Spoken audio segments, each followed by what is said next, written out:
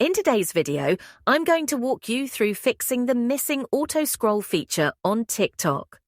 If you've noticed that the auto-scroll option isn't showing up on your app, don't worry. I'll guide you step by step to help resolve the issue and get this feature working. First, make sure your TikTok app is up to date, as auto-scroll is part of the newer features. Head to your device's App Store or Google Play Store, search for TikTok, and update the app if there's an update available. Next, open TikTok and go to your profile page.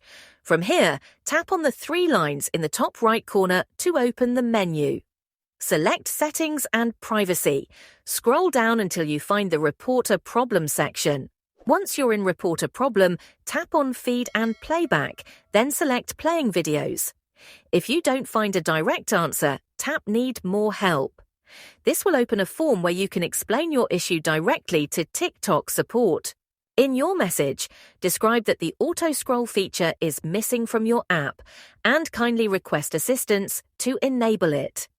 TikTok's support team typically responds within a few days and may help resolve your issue. That's it. With these steps, you should be on your way to fixing the missing auto-scroll feature on TikTok. If you found this video helpful, leave a comment below and make sure to subscribe for more handy tips and tricks.